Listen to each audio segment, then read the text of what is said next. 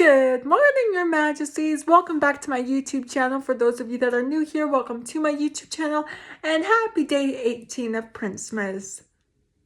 Dang, this month has gone by fast. I have a story time for you guys. It's another celebrity ghost story. This one is called, this one's by Mika Slow. So, Mika Slow appeared on Celebrity Ghost Stories in 2012 and told a story about his horrifying confrontation with the paranormal when he was a teenager. And his sister saw a ghostly woman in the attic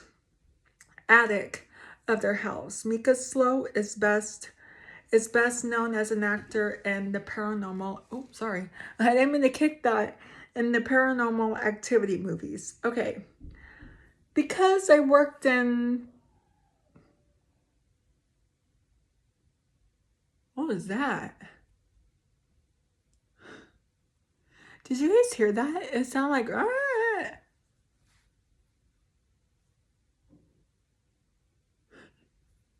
You guys, that creeped me out. Okay. So, I swear, every time I read these stories, I feel like I conjure up something. I don't. I promise you guys. Okay.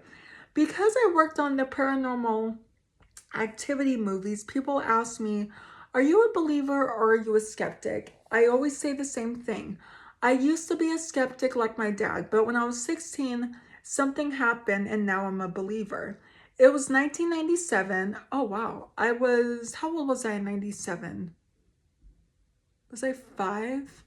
Yeah, I was born in 97. I was born in 92.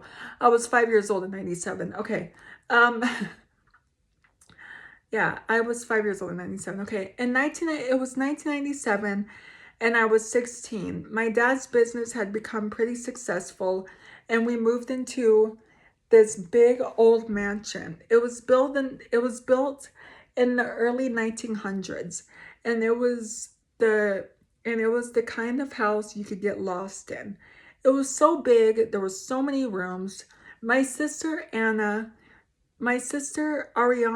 is 2 years younger than me, and when we first moved into the house, we would go exploring. We explored all over the house, including the third floor. Oh boy. You know what they say about the third floor? Stay off the third floor. No one lived on the third floor. The third floor was used for storage. There was something strange about the third floor, and we didn't fully appreciate the time. There was coldness, there was palpable, it kind of chilled, it kind of chilled you to your bones. And I think Tashi's here again. Come here, Tashi. Tashi's here. Tashi. Are you gonna be a good girl? Hey, did you hear that scream? You're such a little brat. You're a brat. But I love you anyway. Guys, one thing about Tashi is that she's so cute. You can't get mad at her. Like, it's so, like, she could do the most annoying thing and you can't get mad at her because she's so freaking cute.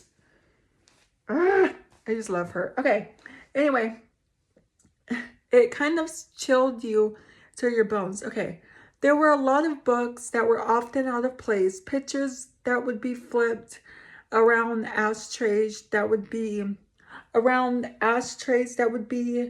turned over.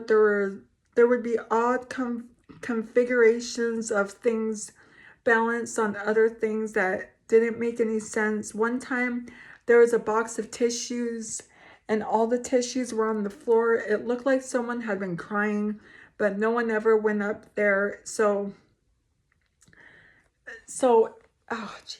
it didn't make any sense. The third floor was something else. It was early December and had a huge storm set in. It was kind of fun at first, but all of a sudden the power went out. My sister had decided that it would be a great idea to go exploring all over the house. So she grabbed our flashlights and ran around exploring in the dark. Then my sister thought it would be a great idea to explore the third floor of our house. I'm not doing this, I told her. This is messed up. The lights are out. It's scary. Don't be a baby, she said. I had to do it. It was because I was the older brother and I wasn't going to let her do it alone. Reluctantly, I followed her up the stairs. It got pretty weird after that. I stayed back. Out, I was staying back, not out of fear entirely, although I will admit I was a little scared, but mostly. Are you making noises, Tashi? But mostly because it felt like there was something wrong. We weren't supposed to be up there, we were intruding. She wandered down the hall, opening all the doors, looking in all the rooms. Let's get out of here, I said. This is not fun anymore. She didn't listen to me as little sisters seldom do. I listen. um I'm a little sister, so I listen. I promise you guys. Okay, she got to the end of the hallway and there was a heavy, thick. What was that?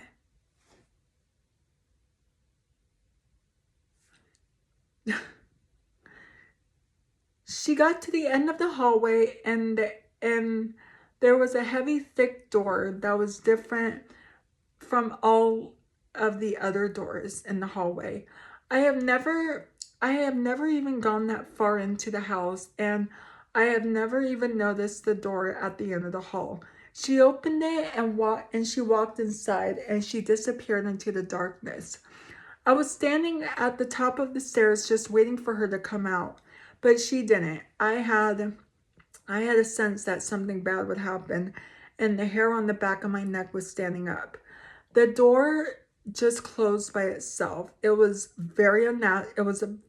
very unnatural motion. I don't know how a door could move like like that unless it was something pushing it. I was pretty freaked out. Ariana, I said, what's going on? She didn't answer. Then all of a sudden I heard her scream. I ran to the end of the hall and threw open the door. She was gone. She wasn't in the room. I kept screaming, Ariana, where are you? I kept calling out her name, but she wouldn't respond. At the back of the room, in the corner, there was a jagged hole cut out of the wood and it struck in. At the back of the room in the corner there was a jagged hole cut of the wood, and as I stuck my head through the hole I could see a hidden room. I saw a ratty old mattress, I saw a rocking chair, and then I saw my sister. She was standing there looking as white as a ghost. I took my flashlight and I shined it through the hole. I could see something that looked like a human form. Something looked like a human, something that looked like a human face, and I could see two eyes staring back at me. The one thing I remember most of all is the burning intensity of those eyes. Good grief. Okay. I grabbed my sister and dragged her out of the hole. We ran out of the room, down the stairs, and straight into my parents' room. We woke them up and told them there was something going on up there on the third floor. My mother never believed me, but my mother believed me, but my father didn't. Of course, only one of the parents are going to believe you. Okay. He thought we were just being crazy. He thought we were just being crazy kids and went back to sleep. I couldn't sleep. I stayed up all night, too scared to close my eyes. We waited until the next morning when it was light and when there we waited until the next morning when it was light to go back up there. My dad saw the hole and wanted to know what was in there. It was an area of the house no one had ever been to lately. No one even knew it existed. The mattress was still on the floor and the rocking chair was there too. They were covered in dust. It looked like They had been there for decades. Near the opening, looked like it had, wait, it looked like, okay. Okay, we waited till the next morning when it was light to go back up there. My dad saw the hole and he wanted to know what was in there. It was an area of the house no one had ever been to before. No one even knew it existed. The mattress was still on the floor. The rocking chair was there too. They were covered in dust. It looked like it had been there for decades. Near the opening, there was a piece of chocolate layered cake. It was dissented and moldy, like a piece of birthday cake that had been aged 40 years. We had to take all of the furniture out and then it was boarded up. But even after we removed everything, it didn't change the strange feeling you got whenever you went up there. I found out later that the house had a history. My father from a man who had been, my father bought, I found out later that the house had a history. My father bought from a man who had owned the house for many, many years, but was afraid to live in because it was haunted. Of course, hi Tashi, bye. Of course, my dad thought it was a great real estate investment. Back in the 1940s, the house was owned by a very wealthy family. Their daughter, a single woman, lived alone for nearly 20 years. She had a mental disorder and the family abandoned her and left her alone with nobody, not even a caretaker. She ended up dying in that room of mysterious causes. I have no idea how she died or what her life was like, but that seems like a pretty miserable end, and it seems like there's something unfinished about that story. To this day, Ariana won't speak about it for the rest of the time she lived in the house. I don't think my sister ever set foot on the third floor again. It was a very traumatic experience. My mother bought all kinds of people. My mother bought all kinds of people to cleanse the house, but none of it worked. My parents still live in the house to this day, and whenever my father hears noises, he thinks it's just the pipes and the wind, but my mother doesn't go near the third floor, and neither do I. Yeah, I wouldn't either. I mean, I would because I like stuff like that. But if it's like dark and like very like evil, like if it could like hurt me physically, I'm not gonna do it. I'm not gonna do it. I'm not gonna risk getting hurt. So I will risk getting scared, but not getting hurt. But anyway, that's going to be it for today's video. So if you're new here, hi, I'm Princess Peyton. Hit the red button to become your majesty and hit the bell notification so you're notified every time I upload a video.